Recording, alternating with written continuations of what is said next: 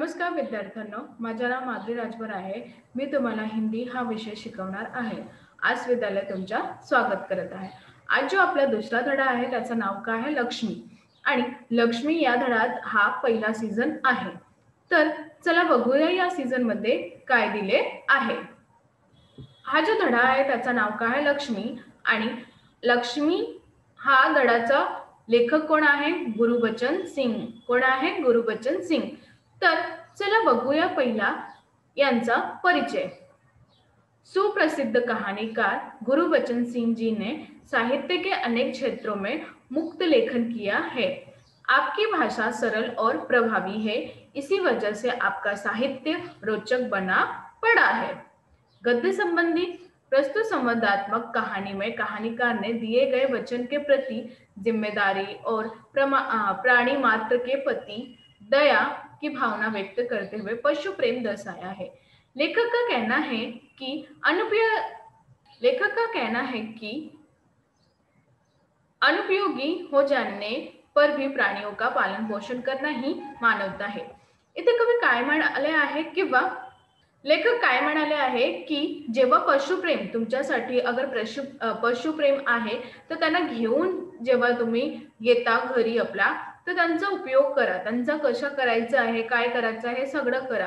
परंतु जेव्हा ते तुमच्यासाठी अनुपयोगी होते त्याच्यावर किंवा त्यांच्यावर काहीही हरकत असं नको करूया की प्राणी आणि मनुष्य वेगवेगळे आहे असं नको बघू आणि त्यांचा काही असं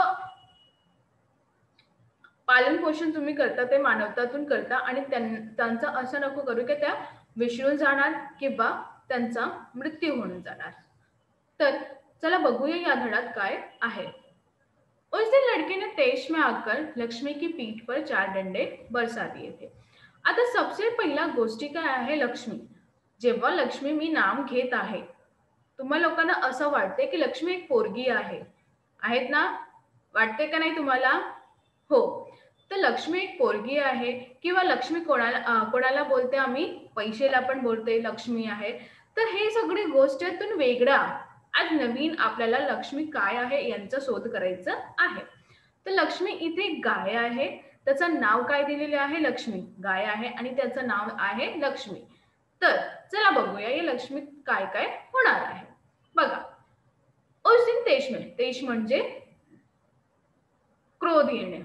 तर त्या क्रोधातून त्याचे जे लडके होते त्यांनी लक्ष्मीची पीठवर म्हणजे पाठीवर 4 डंडे मारले. किती? 4 डंडे मारले. वो बड़ी भयभीत और घबराई थी. त्याला मारले होते त्यातून ते लक्ष्मी होती, जे गाय होती ते खूपच काय करत होती? भयभीत होती आणि डरून गेली होती की यांनी मला मारले, अजून कोणी पण येणार तर मला मारेल. तर त्याच्या जवळ कोणी पण जात होता तर त्याला असं वाटत होतं की या लोक सगळं मिळून मला मारणार आहे.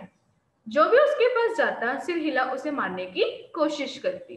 जेव्हा कोणीही त्याच्या जवळ जाते तेव्हा काय करत होतं? म्हणजे डोके हलवून त्याला मारायची प्रयत्न करत होती. या फिर उछलती कूदती गले की रस्सी तोडकर खोटे से आजाद होने का प्रयास करती. त्यानंतर पण ते काय करती? इथे तिथे फिरती आणि उछलती म्हणजे कुद्दी मारती किंवा कुठेतरी पडती आणि त्याच्या गलेवर रस्सी बांधली होती खुटेतून त्याला आजाद होऊन म्हणजे सोडण्याचा प्रयत्न करत होती. करामत अली इधर 2-4 दिनों से अस्वस्थ था. जे करामत अली आहे त्याची तब्येत बरी नाही होती. किती दिवस? 2-4 दिवस तर अस्वस्थ राहत होते. लेकिन जब उसने ये सुना कि रहमान ने गाय की पीठ पर 4 डंडे बरसाए हैं. जेव्हा त्यांनी असं ऐकले की जे रहमान आहे, करामत अलीचा मुलगा आहे रहमान, जे रहमान आहे त्यांनी लक्ष्मीचा पीठात किंवा पाठीमागे मारले आहे तेव्हा त्याच राहणार नाही, चुप राहणार नाही. तो उससे रहा नहीं गया. वो किसी प्रकार चारपाई से उठकर धीरे धीरे चलकर बथान में आया. तेव्हा ते उठून जेव्हा त्यांना असं माहित पडला की रहमानने लक्ष्मीला पाठीमागे मारले आहे तेव्हा त्याची तब्येत बरी नाही होते. पण कशा प्रकारे ते चारपाईतून उठून धीरे धीरे कुठे आला? बथानमध्ये. बथान म्हणजे काय? जिथे आपण पशुरा राखते तिथे। बथानमध्ये आला। आगे बढ़कर उसके माथे पर हात फेरा, पुचकारा और होले से उसकी पीठ पर हात फेरा। तेव्हा ते आले आणि त्याच्या डोक्यावर हात फिरवले आणि त्याला पुचकारले म्हणजे प्रेमाने पुचकारले आणि बघितले की त्याच्या पीठवर त्यांना किती मारले आहे। लक्ष्मी के शरीर में एक सिरन सी दौड़ गई। लक्ष्मी होती जेव्हा असं करत होते, करामत अली जेव्हा असं करत होते तर ती घाबरून अजून ओरडली, ओ कंबकतने कितनी बेदर्दी से पीठा। करामत अली तेव्हा काय म्हणाले की ओहो कितनी कंबकत म्हणजे कंबकतने किती बेदर्दीने तिला मारले आहे। उसकी बीवी रमजानी बोली, लो चोट की जगह पर ये रोगन लगा लो। तेवढ्यात करामत अलीची जी पत्नी आहे किंवा बायको आहे त्याचं नाव काय आहे? रमजानी। काय आहे? रमजानी। त्यांनी असं म्हणाले की लक्ष्मीचे पाठीमागे किंवा पीठीला काय लावा? रोगन। रोगन म्हणजे काय? आयुर्वेदिक दवा आणि आयुर्वेदिक लेप ज्यांना म्हणतात। दो बेचारी को आराम मिलेगा। तेथून करामत अली मागितले आणि त्याला लावले आणि म्हणाले की हे लावून त्याला आराम होणार आहे। चला दुसरं बघूया। करामत अली गुस्से में बोला, क्या अच्छा हो अगर इसी लाठी से तुम्हारे रहमान के दोनों हाथ तोड़ दिया जाए। ते खूपच क्रोधातून होते आणि त्या क्रोधमध्ये त्याने काय सांगितले, हा लाठी जो आहे हा लाठीच तुमचा जो मुलगा आहे रहमान त्याचा हात पेर मी तोडणार आहे किंवा तोडू तर कसं वाटेल तुला, असा त्यांनी म्हणाले। कहीं इस तरह पीटा जाता है, एवढा बेकार हालत केले आहे असा कोणी करतात का? रमजानी बोली, लक्ष्मी ने आज भी दूध नहीं दिया। तेवढ्यात रमजानी काय बोलली की लक्ष्मीने आज पण दूध नाही दिले आहे। तो उसकी मजा बघा, तो उसकी सजा इसे लाठियों से दी गई। तेवढ्यात करामत अली म्हणाले की ती दूध नाही दिली म्हणून तुम्ही असा लाठीतून मारला आहे का त्यांना? रहमान से गलती हो गई इसे वो भी कबूलता है। आणि तो म्हणाली की रहमानची ही गलती झाली असं ते कबूल करत आहे। रमजाने कुछ क्षण खड़ी रही फिर वहां से हटती हुई बोली, देखो अपना ख्याल रखो। तेवढ्यात रमजाने काही क्षणात तिथे उभे राहिली आणि करामत अलीला म्हणाली, बघा स्वतःचा काळजी घ्या। पाव इधर उधर गया तो कमर सिकवाते रहोगे। म्हणजे तुमचा पाय येथे तिथून गेला आणि तुम्ही पडला तर तुमचा कमर जे आहे ते जाणार आहे आणि सिकवाते म्हणजे रोगण वगैरे असा दवाई घेणार लागेल असं त्यांनी म्हणाले। करामत अली ने फिर क्या? करामत अली बघा, करामत अली ने फिर प्यार से लक्ष्मी की पीठ सहलाई। करामत अली पुन्हा त्याचं जे पीठ होता त्याला काय करत होते? चलाई म्हणजे हात फिरत होते। मुंह ही मुंह में बडबडाय, तोंडात ते बडबड करत होते। माफ कर लक्ष्मी, रहमान बडा मूर्ख है। आणि त्याने लक्ष्मीला म्हणाले, मला माफ कर, हे रहमान जो खूपच मूर्ख आहे। उम्र के साथ तू भी बुडा गई है। आणि उम्रसाठी म्हणजे तू भी जे लक्ष्मी आहेत त्यांना असं म्हणत आहे की उम्रतेतून तू तू पण बुडी झाली आहे म्हणजे म्हातारी झाली आहे। डेयरी फार्म के डॉक्टर ने तो पिछली बार ही कह दिया था ये तेरा आखरी बरस है। आणि म्हणाला की करामत अली लक्ष्मीला की डेअरी फार्मचे डॉक्टर म्हणजे जानवरचे जे डॉक्टर असतात त्यांना म्हणतात, त्यांनी म्हणाला होता पुढच्या वर्षी तू नाही राहणार आहे, हे त्याचा आखरी वर्ष आहे असं त्यांनी म्हणाले आहे। कोणाला? लक्ष्मीला। तर अजून बघूया। लक्ष्मी शांत खड़ी अपने जख्मों पर तेल लगवाती रही। लक्ष्मी काहीही नाही बोलत होती आणि आरामातून उभे राहून ते तेल लावत होती। वो करामत अली के मित्र ज्ञान सिंह की निशानी थी। आणि लक्ष्मी कोण होती? करामत अली जे आहे त्यांची मित्र, त्यांचा मित्र यांची निशानी होती। ज्ञान सिंह और करामत अली एक दूसरे के पड़ोसी थे। आणि ज्ञान सिंह आणि करामत अली हे एक दूसरे काय होते? पड़ोसी होतात।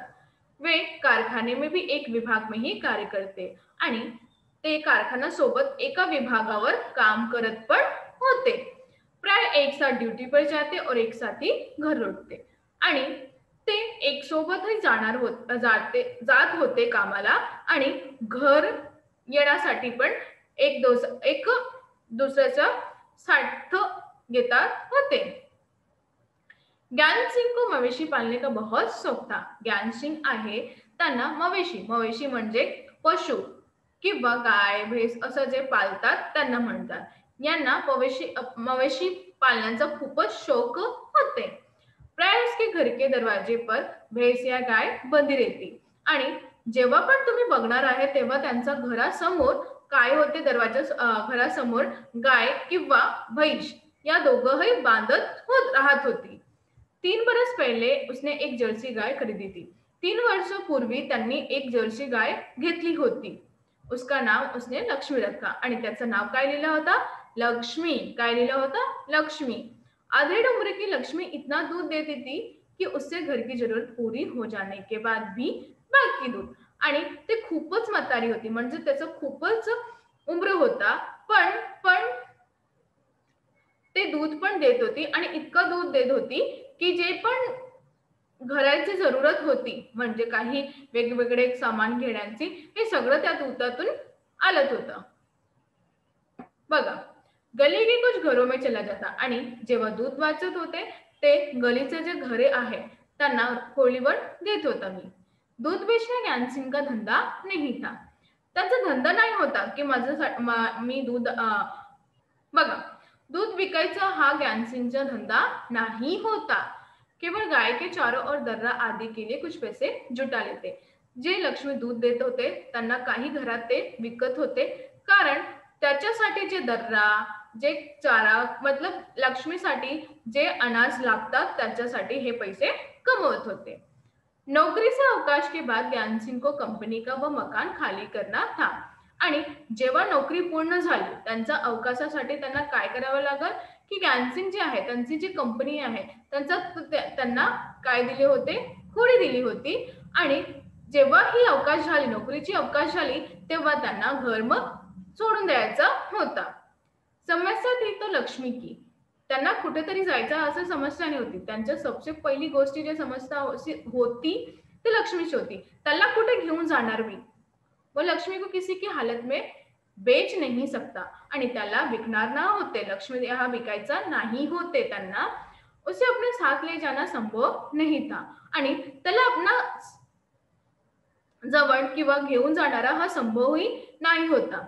जब अवकाश में 10-15 दिन ही रह गए तो करामत अली ने कहा, मियाँ अगर लक्ष्मी को तुम्हें सौंप दूं तो तुम्हें उसे स्वीकार करोगे? आणि हा विचार त्यांच्या मनात खूपच वेळा चालला होता. तर 10-15 दिवस राहणार होता तरीही त्यांनी जे आहे ज्ञानसिंगने करामत अलीला सांगितले की मियाँ मी तुम्हाला लक्ष्मी सौंपू, तुम्ही त्यांना स्वीकार करणार आहे का? असा प्रश्न विचारले. तर आज आपण काय शिकलो? आपण आज हे शिकलो की जेव्हा कधीही तुम्ही आपल्या स्वतःच्या घरी पक्षी काही पण येणार आहे त्यांचा काय करा? देखभाल करा. कारण जेव्हा तुम्ही त्यांचा देखभाल नाही करणार ते खूपच रागाने खूपच दुःख होणार. तर या दुःखात तुम्ही त्यांना बघणार आहे का? जेव्हा तुम्ही त्यांना असं बघणार आहे तर तुमच्यासाठी पण असं असतात की मी यांना घेऊन आले आहे तर तुम्ही काय करत आहे? त्यांचा देखभाल करा, त्यांचं पालन पोषण चांगलं करा. असं चांगलं करा की ते कुठेही नाही जाणार, तुमच्या सोबतही राहणार असा त्यांचा देखभाल करा. धन्यवाद.